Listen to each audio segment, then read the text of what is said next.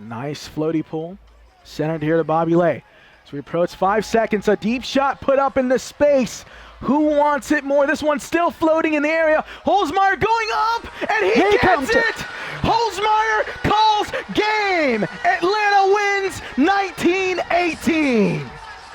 Holzmeyer goes up, makes the play, saves the season for Atlanta there as they can bring this one home. What a tight contest it was. Brett Holzmeyer, the hero in Atlanta tonight.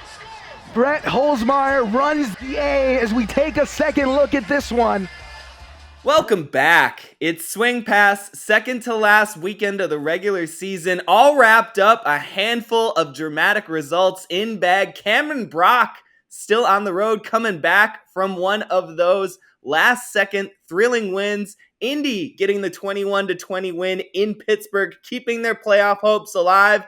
And so we're bringing back an old host to the show, welcoming back Daniel Cohen alongside me here on Swing Pass to recap all the Week 12 action. Daniel, how's it going with just one weekend left in the 2024 regular season of the UFA?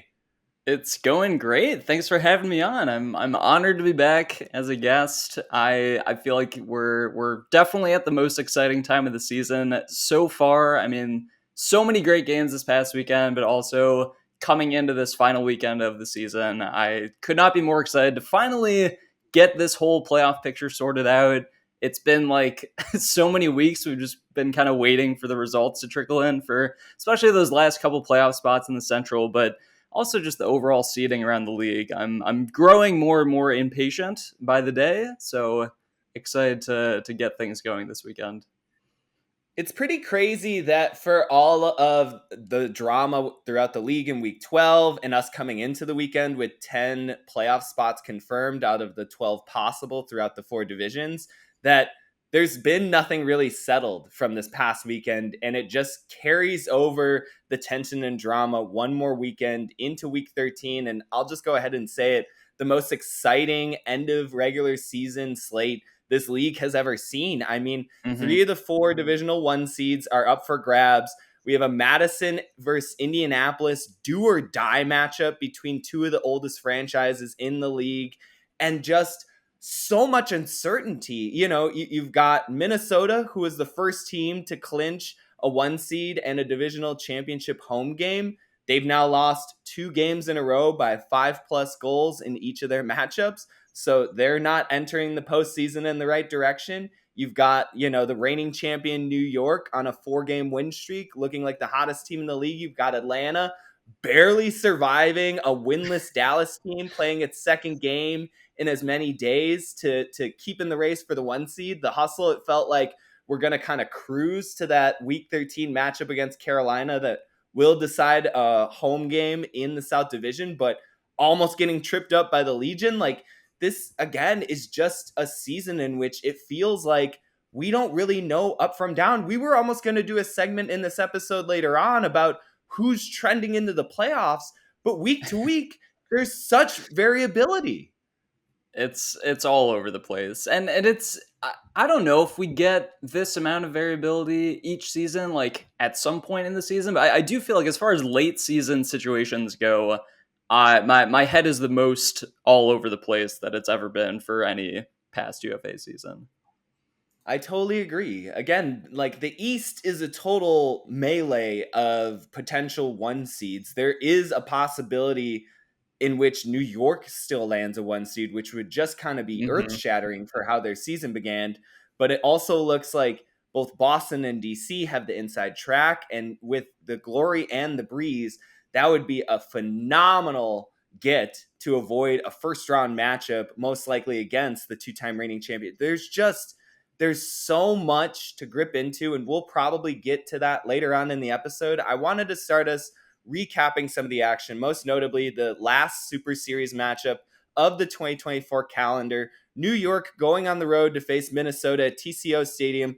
Gorgeous summer night in the land of 10,000 lakes. Huge crowd turnout to the same venue spot as last year's championship weekend event. And the Empire, much as they did last August, just absolutely taking care of business. They win 25-16 10 total turnovers for the Empire. That's 7 straight with 15 or fewer in a game. They currently rank 4th in the league in fewest per matchup. And we were talking about it in preparation for the show. There's just a vice grip to this New York team again right now, where they are simply playing the most disciplined brand of Frisbee throughout the UFA, right?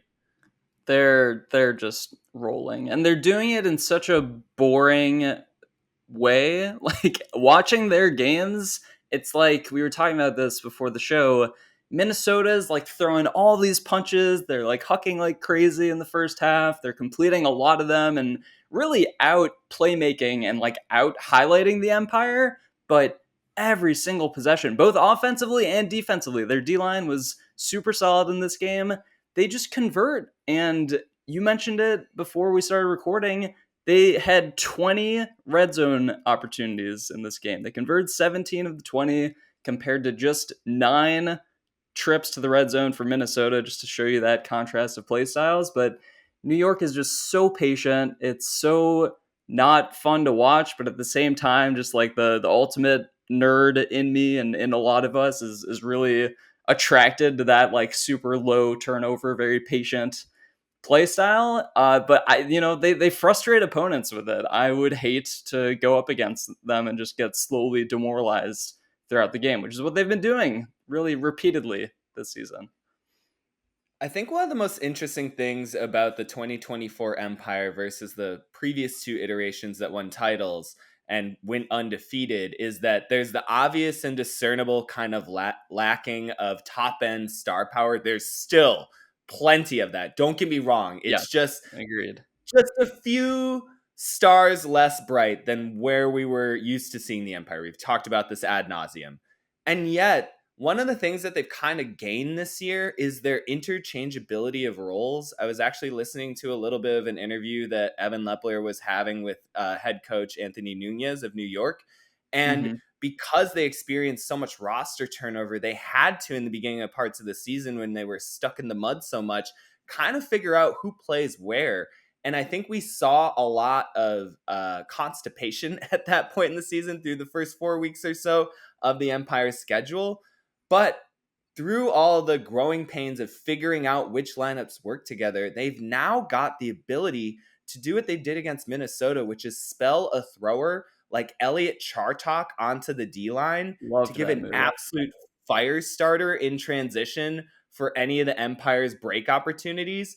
And then they just continue to lean more and more on these, I want to say emerging, but they've been a part of this Empire structure for a couple of years now. I think most notably in Oliver Chartok, who just got nominated to Evan Lepler's weekly honor roll for his performance. You talk about Ethan Fortin, who started every single game of the team's winning streak, their 31-game winning streak.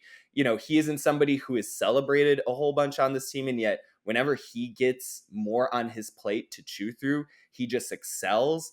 There's just kind of opportunity all over the place. Solomon Rushmeyer-Bailey, who had missed a couple of games, returns to the lineup in week 12 and was a big reason why New York could just go and continually kind of almost rob the piggy bank from Minnesota in those short goal line situations. There's just this sturdiness to New York where, again, to your point, it lacks the firepower a little bit of what we're seeing. They can be boring a lot.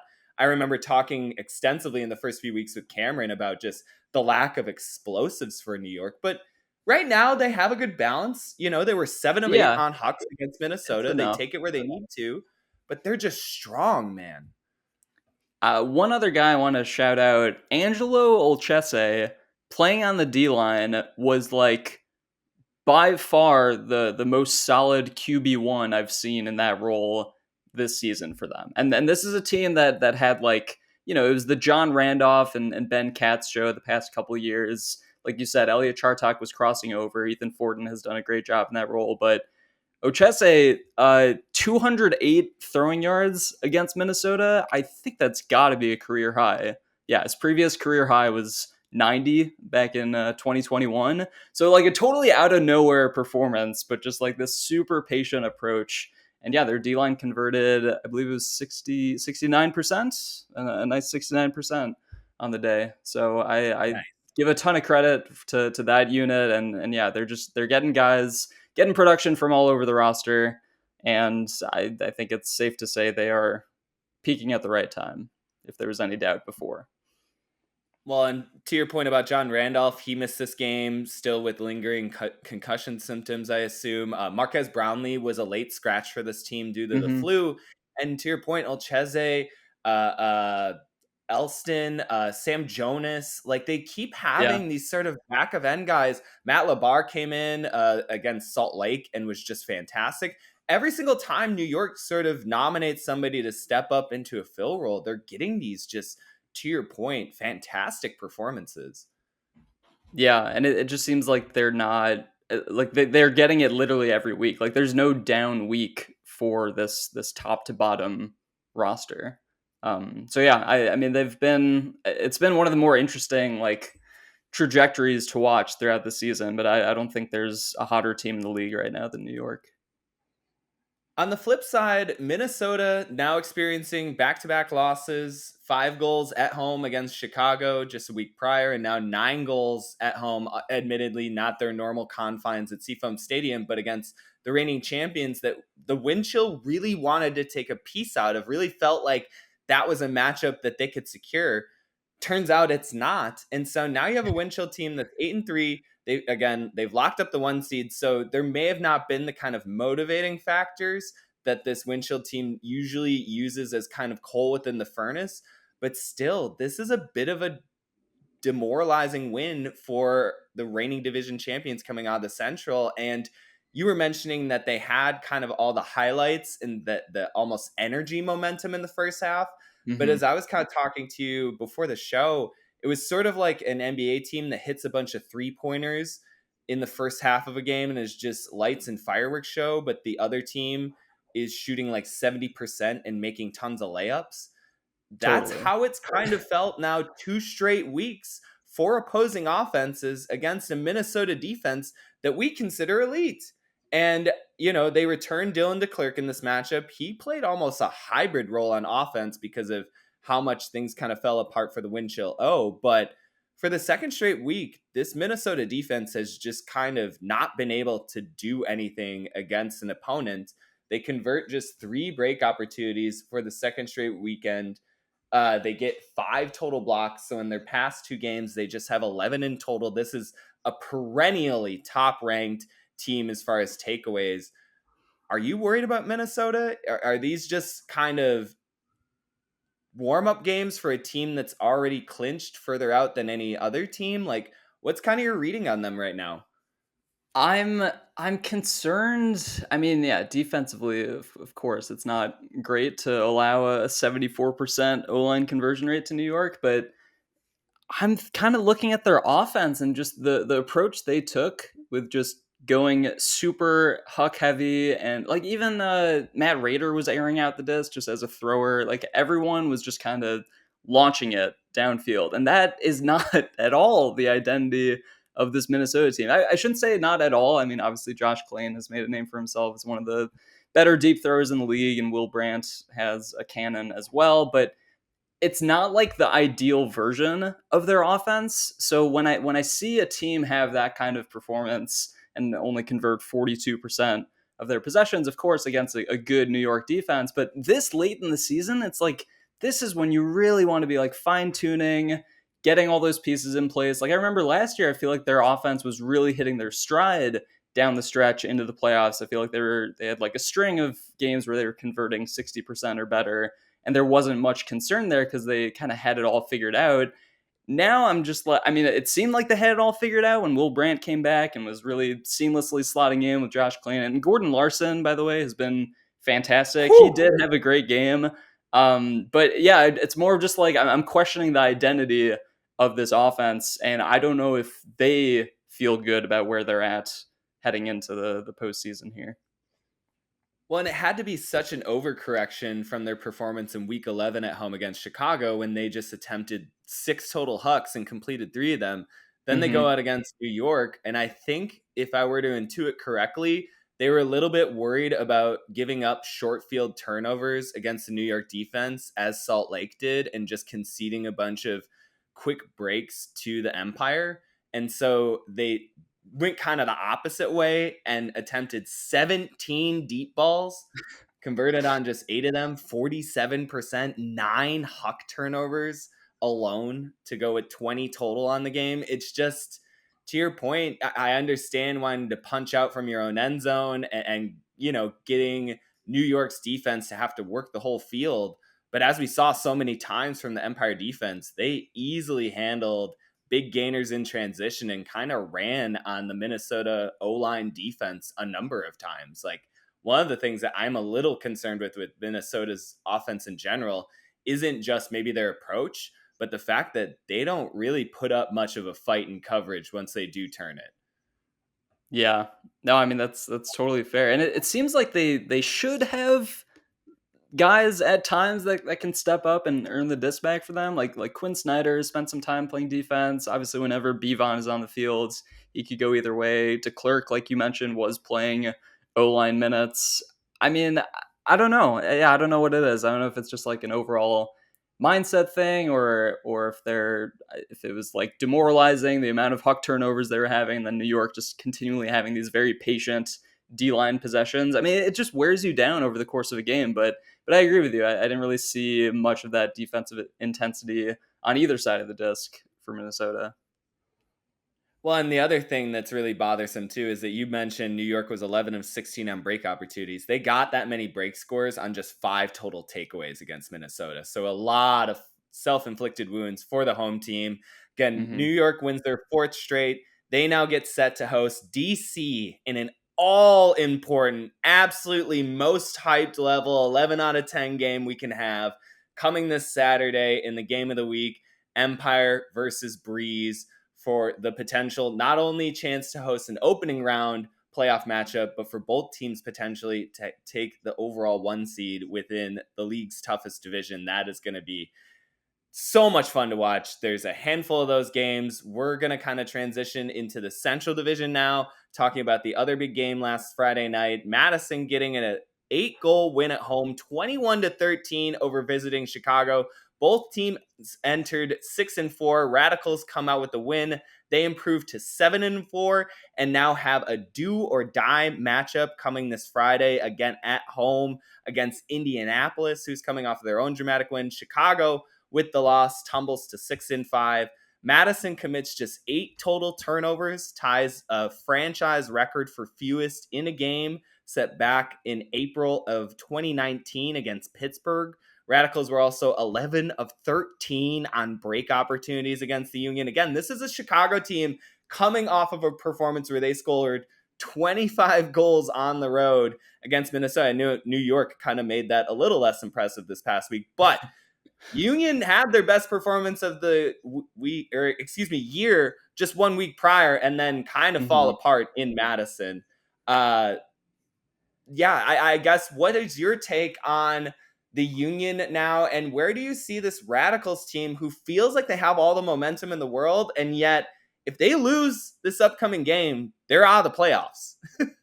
Which is such a wild concept, right? It's wild, man. It feels like they're I want to say they're the second best team in the Central right now. I think that's where I have them. That's where I would have them ranked in power rankings this week. I don't know if you've settled on yours yet, but I mean, this is such a disappointing performance for Chicago following a really potentially momentum building win against Minnesota last week. Like you mentioned, it was their fewest turnovers in a single game. I think it was their highest score of a season, at least against a non-Detroit opponent. I just don't know. It's like classic Central Division. We think we know something going into 1 week, and then everything gets turned on its head a week later. So, it's hard to make anything of either of these teams, but I do feel like some of that, at least home crowd, Breeze Stevens mojo is back with Madison. Like, it's really entertaining to watch that D-line and just the energy they generate. Anthony Gutowski obviously having a career year, but the rest of that unit too, Mitchell McCarthy, some of those other guys, Pierre Robert, I feel like he has kind of been a lot of that catalyst of their D-line break scores, kind of that like Dylan DeClerc running right after turnovers type of guy. I think they're hot. I think Madison, if they can come out with another big win against Indy, they can become like a very dangerous team in the Central Division playoffs. But they got to win this game. Like, they have had trouble with Indy. They've had trouble with the entire Central Division over the past several years. But it does feel like that mojo is slowly but surely coming back. So it's hard to trust them, but I really want to. Love the Pierre and Robert, Dylan DeClerc in transition score comp there. Yeah, And I think to it's your perfect. point, about Chicago, I mean, I'm just looking at some of their season results. The Union have to have some of the greatest like psychic shock from what they've gone through this season, because you Yeah. look at some of those results that they had in those wind torture games right along the shore of Lake Michigan at Northwestern Mm-hmm. campus. They won a game against Indy 19-14, 5-goal margin of victory with 28 turnovers. This past weekend against Madison, they commit just 17 and they lose by 8. Like, this is what I'm talking about this season. It just doesn't make sense with how this stuff goes. Like, if you were to just kind of take a glance at the Union's overall team stats, obviously the offensive conversion percentage would jump out as not being great. But, Mm-hmm. the rest of it isn't absolutely important. Well, now I'm looking at the red zone conversion rate too. Not great. I mean, I'm just saying, like, they caught Madison playing like one of their best games ever. I think is really what it oh comes yeah, down to. I was on the field right afterward and talking with a few members of the Radicals, and they said that was the best win that they felt they've had since they won the title. Like, Yeah, hands I down, believe there's it. not even something close. They just felt completely in control front to back. And kind of getting back to, like, for a second, what happened to the Union. The first quarter was really close. It was just a 1-goal Madison lead after the first 12 minutes of play. Chicago was getting out into that great fast break look that they utilized, where they kind of allow Sjogren and Wilson Matthews to set the Mm-hmm. tempo on the rails. But all of the action has a very steady progression kind of from the backfield of Drummond and Kaminsky up to their mid-range continuation game with Lithgow and Shanahan and Jeff Weiss. But somewhere in the second quarter, Madison's coverage figured out how to stunt all of their sort of field stretching abilities for the Chicago offense, and the Union could just not settle in after that. It was at live, I couldn't make sense of it, and even while watching the film, it was a little befuddling how the lights just kind of went off for Chicago. Again, like, I was talking with Madison coaches and players coming into this matchup, and they were pretty afraid of how Chicago looked the weekend prior against Minnesota. It was super Mm-hmm. balanced. They could strike when they wanted to, and then Radicals just kind of figured it out and ground them into the dirt.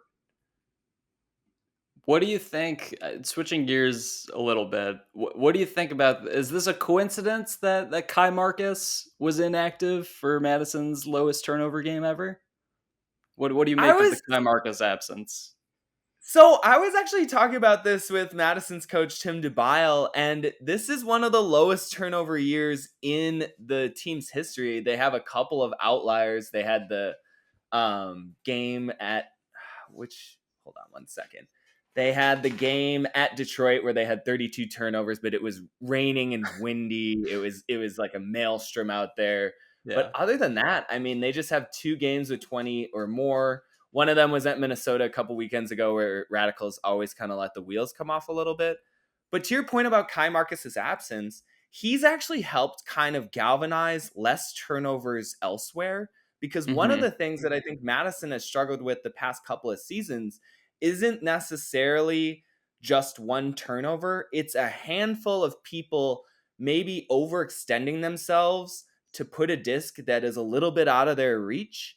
And while Marcus has these games, and obviously that 2-game stretch where he had, I think, 18 combined throwaways, where Yeah. it gets a little excessive, people know that he's going to be the one to shoot. And he has better throwing acumen than anyone else on the team. And so everyone else has a little bit more discipline with the Frisbee. And so, yes, when he's there, there is a little bit more of gravity and obviously volume to the kinds of turnovers that he makes, but they're all downfield. And it's kind of just him. You don't see other players when he's in the lineup committing multiple throwaways. And so I was talking with Tim. He's like, yeah, I'm fine if Kai throws away 7 times, but we only throw it away 4 others. That's 11 total turnovers. That's going to win us most games. And we're going to be taking shots downfield. That's what we want to do, And I Yeah. don't think you're wrong. I think that there is something to the simplicity of Madison's attack this past weekend. Their offense just never came out of rhythm. But it's been really interesting to sort of parse through some of the meta with this Madison team, because I think they're pretty willing to sacrifice a handful of turnovers to their best thrower taking shots. Yeah, no, I mean it's interesting, right? It's like a team-wide approach to, okay, who has the green light, and okay, everyone else just really has to be super careful with the disc. Where in past years, it's been like a combination of like when they had Henry Goldenberg and Vic taking some shots and Ted Shuey taking some shots. Like there was never a great hierarchy of like who was supposed to be that guy. So I can buy that argument.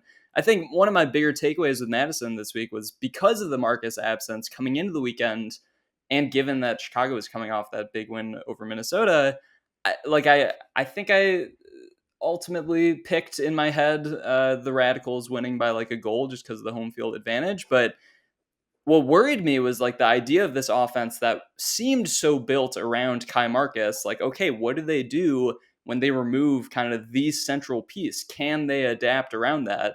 And this is what the best teams in the league do, right? This is what New York's been doing. This is what DC does, Atlanta. Like if they have a couple lineup absences, guys can just kind of fill in roles around that. And I thought it was a super solid backfield performance from veterans Pat Schreiwise, Brian Hart, Victor Luo, and then their downfield guys too. Max Sample seems to be getting better and better and more involved every game.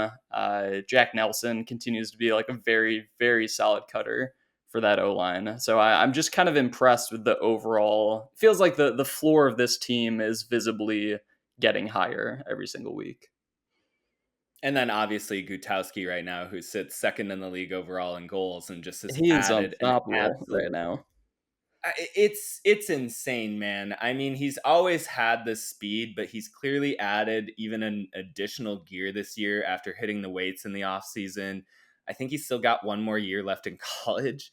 But his attack, I mentioned it on the broadcast, and I've heard this elsewhere. I think most recently with like Angel Reese in the WNBA. Motor is a skill, and Gumby has it. And his ability to just sort of push tempo on you whenever he wants, go to the cone whenever he wants. I mean, we talked about with Anders Jungst. I think we've talked about with other great goal scorers in this league. When you just have Jeff Babbitt, obviously, when you just have the ability to own that front corner, just get to it, get your team out of jams, that is such a huge championship level skill for teams to have. I mean, you talk about it, 2021, Jung's rookie year, that's when Carolina won it. Last year with Babbitt owning the front cone, that's when New York won it. I mean, not trying to say Madison's going to win a title this year, but having that kind of guy who just finishes points is among the most valuable things in this league. Totally. Yeah. And it's probably like a relatively underappreciated ability just because of like how random goals can be at times. I know Cam's not on the podcast this week. I was does gonna not shout apply him to you, out, Cam. yeah. Doesn't apply to Cam. Goals are meaningful. And they, it's impossible to do what Cam has done throughout his career. So I commend him. But yeah, I don't know. I feel like there are some guys that might just have like random 7-goal games. Like, I don't know. I think of guys like Wilson Matthews. I feel like has had a couple big games for Chicago, but also some lesser games. But Gumby, I mean, what is it? 9 of 11 games now. He has between 4 and 7 goals. I think that's what I read in this week's honor roll. It's ridiculously consistent production. He's second in the league, right? I think Alec Wilson-Holiday did pass him back up this past weekend. He did. Correct. He had 2 games, but yeah, I mean that's a battle for the goal leader this year for sure. Gumby has 4 straight games with 5+. He doesn't have a turnover in his last 3 games, and he averaged almost 30 yards a touch against Chicago this past weekend. Again, the explosiveness, the stretching. He doesn't have to get into any kind of rhythm. He just is there and finishing on you. And I just, again, with how this Madison team is operating, it's really a wonder to watch. And yet, as we came into the segment mentioning, they're still just 1 loss away from missing the postseason again. for the sixth straight time since 2018. So Madison still has to close out at home this Friday against Indy. Chicago again sitting at 6-5. They have Detroit as their final game of the year. It figures to be kind of an auto win, but there are some really interesting playoff scenarios should the Union drop that game and fall to 6-6 on the season. We'll get to there if we do, but I wanted to transition to the other all-important Central Division matchup from Week 12. Indianapolis going on the road and taking down the Thunderbirds 21-20, overcoming a 3-goal second half deficit. The Alley Cats close out the fourth quarter in a 7-5 run, seizing the lead in the waning minutes. Alley Cats now sit at 6-5, and as I was just talking about a moment ago, they will go and face Madison at Breese Stevens Field this coming Friday on WatchUFA.tv. Meanwhile, Pittsburgh falls to 4-7. They are formally out of playoff contention for the fourth straight season. Thunderbirds have battled very valiantly throughout the entire calendar, but with 4 straight losses, they are now donezo. The Alley Cats continue on their season. They have easily 9+ lives. Indy is now emerging as one of the more, I think, just generally intriguing, gritty teams in this league. They've now got a handful of 1-goal wins over divisional opponents to just sort of put themselves firmly in the middle of this playoff race. And now they've got to go on the road against Madison, where they've actually experienced a lot of recent success within that stadium. And as we were just saying a second ago, with how Madison's playing, they figure to be the team with momentum heading into this matchup. And yet the Alley Cats are going to be able to claim their own sort of, I think, energy into this game with how they've been playing at Breese Stevens. And so whichever team can, I think, level out their confidence the most throughout those 4 quarters is going to be really interesting to watch. I wanted to kind of weave that in and ask your thoughts both on this Thunderbirds game against Indy, and then also kind of how it sets up this Madison-Indianapolis matchup we have coming up on Friday. Yeah, it's really interesting because I think both teams should have a good bit of confidence coming into this game. Like Indy, in very different ways, Indy really showed kind of that like playoff level grit you need to like grind out a tough win coming back in the fourth quarter. Like they did not roll over at all. They really turned it up and they played their most efficient game, I believe, of the season of any of their outdoor games. This was their fewest turnovers in a game. So it feels like they're kind of ready to really make this playoff push. And Madison, on the other hand, obviously just rolled right through Chicago. And like we mentioned, fewest turnovers in a game in franchise history, tied their franchise record. Both teams are going to be coming in with a lot of confidence, a lot of mojo, and it's just going to come down to like who can really set an early tone in this game, and then which team is like better positioned mentally and physically to finish it out down the stretch. And I really go towards the Madison home field advantage when I think of who I would favor in this game. But like you said, that recent history with Indy, like I don't think they were afraid to go up to Madison. I think both teams have a really good mindset coming into this last week of the season, which is what is going to make it such an exciting game. When Indy has won by 1 goal last season at Madison, and then 2 seasons ago by 2 goals, effectively eliminating Madison from the playoffs in 2022 as well. Oh, so that was Cam's buzzer beater, wasn't it? Yep. Yeah. Crossfield hammer to Cameron Brock in coverage, ripping it down, and the goal differential of Indy gave them the advantage to leapfrog Madison in the standings and punch a ticket to the playoffs. Meanwhile, Radicals missed the postseason in 2022. Last season, they also dropped a game at home against Indy. They dropped their first meeting against the Alley Cats just over 2 weekends ago in Indianapolis. 23-22 against the Alley Cats. That was an absolute shootout thriller between the two teams. I don't know what to expect in this matchup. I think given the pace of tempo of both offenses, it should be another 20+ goals for either squad. But again, as we've been talking with this Radicals defense's ability to figure out matchups and shut our teams down, I'm wondering if they, in their second matchup with Indy, can figure out this fast-paced Alley Cats offense that goes through ebbs and flows. I'm so intrigued by how they operate. It's a good way to put it. Yeah. It's been mesmerizing this year. I also don't really know what to make. I will say in this last game against Pittsburgh, early in the season, I I like could not comprehend in that first game against Pittsburgh when they went down by a lot. They did not change their offense at all. It was still like the 40 completion type of offense where they're just going to slowly churn their way downfield, but that's not a good way to come back from a deficit. But I've noticed as the season's gone on, they've gotten a lot more looser and like switching back into their more traditional vert stack at times and just kind of looking for those downfield opportunities more when they need to come back. And then they get themselves in position to kill the clock. And it's like, okay, that's what their offense is made for. So I like appreciate their ability to adjust, but it is just interesting kind of what we've seen, both the highs and lows from their offense this year. I will say one of the players that's really become emergent in it as they've sort of moved away from that strictness of Hex and that motion heavy offense that you were talking about way back in the beginning of the season when they lost to Pittsburgh to what it is now, where it's a little bit more of a hybrid blend between short field, small ball motion, and a little bit more traditional vert stack so that they can get more of those downfield looks. The player that's really taken advantage of that sort of open system approach has been Levi Jacobs. And he had an absolutely stellar 100%. game on the road against Pittsburgh and has put together a couple of recent performances that are really standout. And I just wanted to say, as somebody who I think gets a little undersold on this Alley Cats veteran heavy roster, who's been on it for the majority of a decade now, Jacobs continues to evolve and is only really starting to kind of reach his true prime years. So it'll be interesting to see. The other thing that I wanted to kind of mention about both this Thunderbirds matchup for Indy as well as the upcoming matchup against the Radicals, there's been numerous reports that, and I'll have to get this confirmation from Cameron when he comes back on the show, but that a large contingent of day one starters will be departing for the Alley Cats after this season. I think most notably Brock is among them. I've talked a little bit with him. I'll let him speak to his own terms. This is all very circumspect at this point, like nothing confirmed, but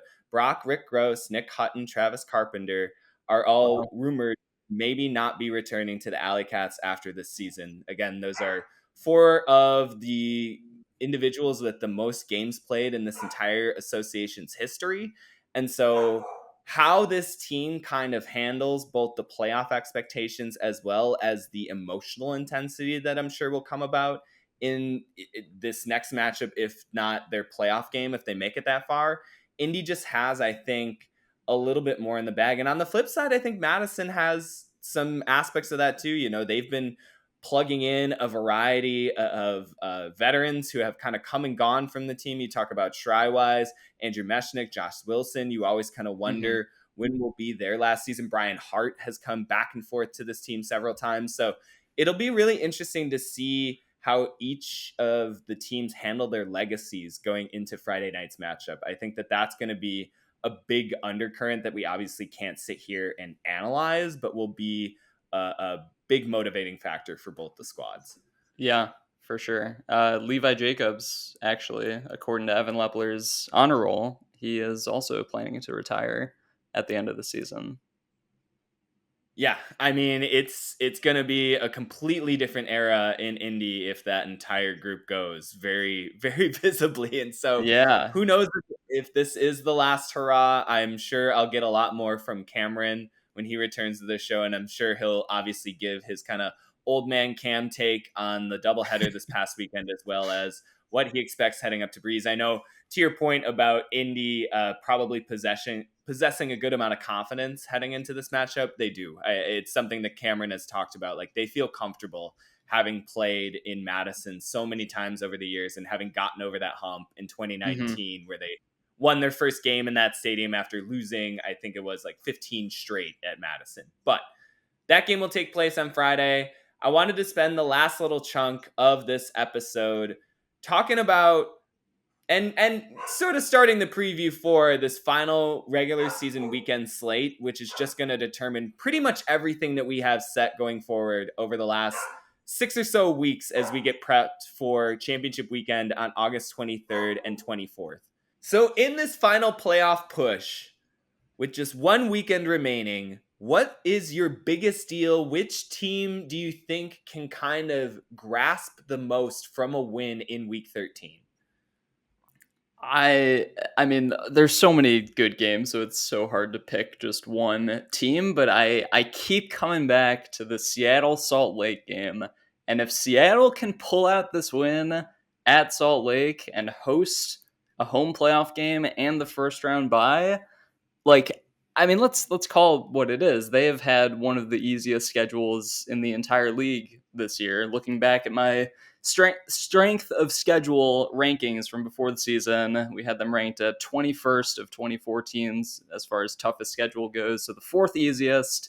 I mean, that's based on opponents' win percentage from the year before, but I think it's like I don't really believe that they've had a good test this year. Maybe you argue the Colorado games are like good enough test, but given how Colorado finished the season, it's hard to really put much weight on those. But Seattle going on the road to Salt Lake, where this Shred team has not lost very many games at all throughout their franchise history. If Seattle can pull this off, that like they have so much to gain in not having to travel for the playoffs. And then Salt Lake has so much to lose if they can't host that first round bye and home playoff game going into the West Division Championship.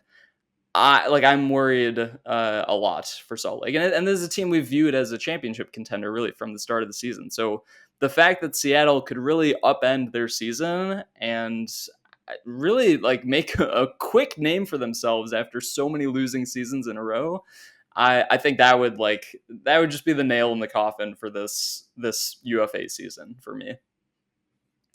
Is there any team further out, not only on the calendar, but like cosmically from a quality win this season than Salt Lake's 3-goal win at home in week 1 over the DC Breeze? Because that is such it's so funny win. to think back on that. Yeah.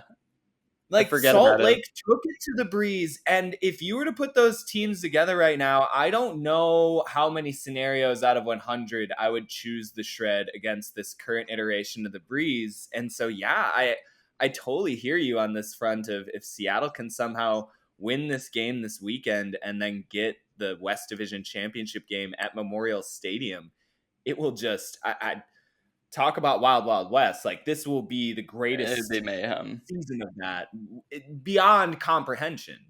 Yeah, it's just like I still I know they're 8-2, but I still don't have a good grasp of how good Seattle is. Does that feel weird to say?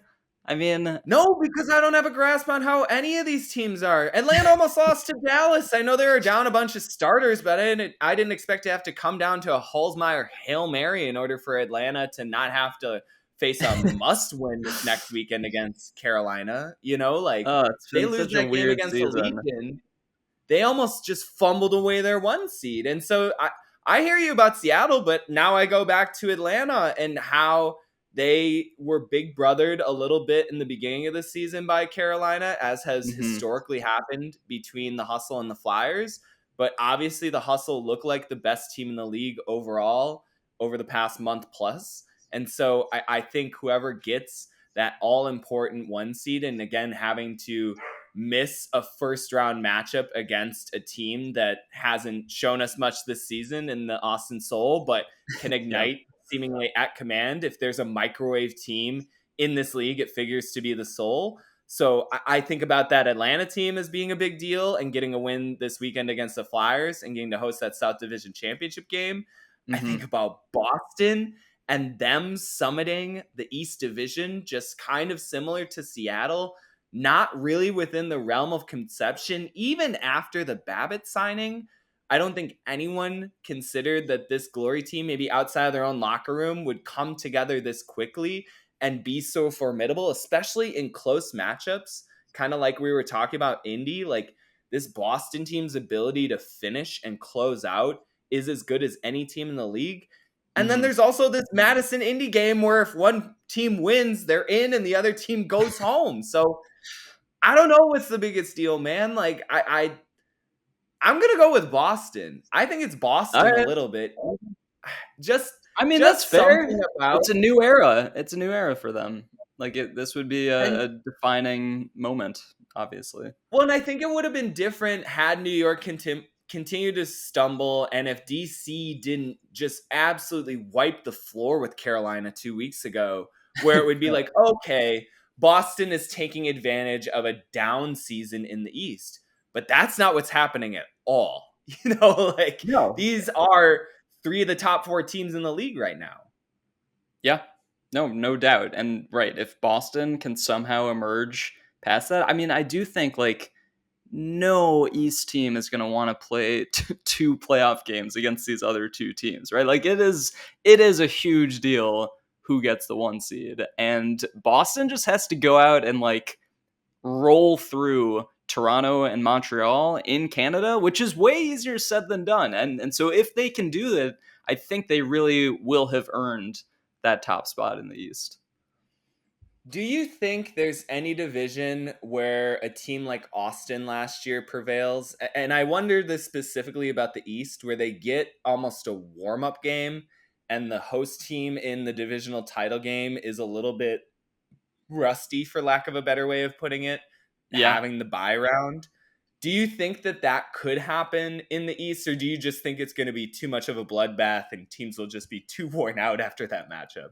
I think it could happen, and I think if it happens, in my mind, it's most likely going to be with New York. I think they every single year they do this where they just like prime themselves for a playoff run by backloading their schedule with really tough games and really taking on like top interdivisional talent and winning these big games. And I think it's like, I don't know, it's almost like rocket boosters. They just kind of like vault into the playoffs, and I could see them running through DC or Boston in the first round and then just having so much momentum where it just feels inevitable that they're going to be right back on top.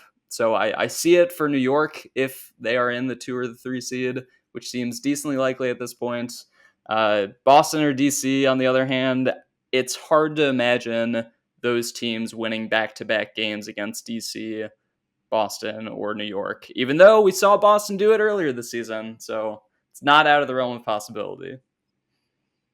When you were talking about New York getting like rocket boosters attached to them, it just immediately made me think of Marquez Brownlee's interview after the Salt Lake game, where he got that little grin, that little competitor's edge. I know what you're talking about. Yeah. The back end of their schedule, about how much they feed off that, how much they're like, yep, it's playoff mode right now. We know what time it is. We've been here before. Real. Like, oh, that just has to send a chill down every other team's spine, because I think that's a big thing. And kind of to wrap up this episode, what's so big about heading into week 13?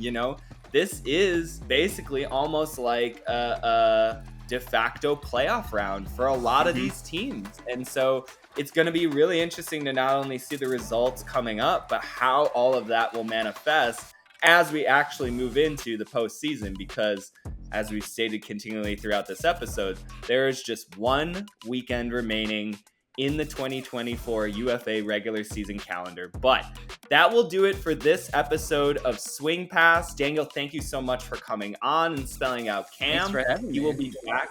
Yeah, absolutely, man. Again, we need to get you back on here. We'll probably have to do some mega preview playoff pod or something. Yeah. Get like a little bit more like disagreement or arguing or something between 3 people. Because I feel like it's always easier between 3. 2, it just sounds like you're bickering. Just sounds like an old married couple or something. I'm with you. But that'll do it for the Week 12 recap pod. Cameron Brock will be back to preview Week 13, and I'm sure share his thoughts on Indy's big win in Pittsburgh, as well as set up their big game against Madison. We will be back with you in just a day or 2 to preview, again, the most exciting final regular season weekend in UFA history. Cannot wait for it. Talk to you soon. Bye now.